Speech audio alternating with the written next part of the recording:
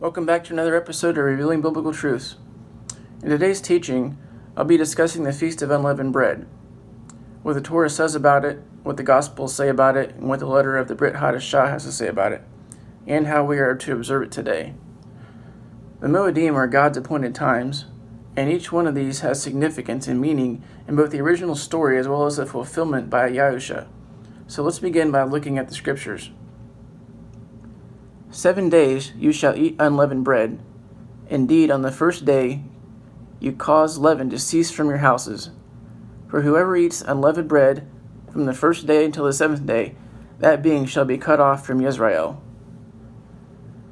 And on the first day is a set-apart gathering, and on the 7th day you have a set-apart gathering. No work at all is done on them, only that which is eaten by every being, that alone is prepared by you. And you shall guard the festival of Matzot, for on this same day I brought your divisions out of the land of Mitzrayim, and you shall guard this day throughout your generations, an everlasting law. The same command is given in Leviticus 23, verses 6 through 8, and Numbers chapter 28 and Deuteronomy 16 also. From this passage, we can see that we have to celebrate this feast from the 15th to the 21st day, and any bread we eat must be unleavened. In the first and last days, we are to do no servile work. And once again, the passage ends by saying this law is an everlasting law. Therefore, we must observe it if we are to be pleasing to the Father. But what's the significance of this feast? We see Jesus and the disciples celebrating it in Mark 14. And on the first day of unleavened bread, when they were slaughtering the Pesach lamb, his taught ones said to him, "Where do you wish us to go and prepare for you to eat the Pesach?" We also see the disciples keeping the feast long after the Mashiach ascended back into heaven. And we sailed away from Philippi after the days of unleavened bread and came to them at Troas in 5 days, where we stayed 7 days. But what is the meaning of unleavened bread? Leaven is a symbol for sin.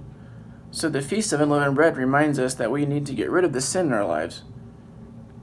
Mashiach was the perfect sinless lamb. He never transgressed the Torah. He was also in the grave during this feast and was resurrected on the day of first fruits, which I will discuss in a future episode. Let's look at what Paul has to say about this feast. Your boasting is not good. Do you not know that a little leaven leavens the entire lump? Therefore cleanse out the old leaven, so that you are a new lump, as you are unleavened. For the Messiah also, our Pesach, was slaughtered for us. So then, let us celebrate the festival, not with old leaven, nor with the leaven of evil or wickedness, but with the unleavened bread of sincerity and truth.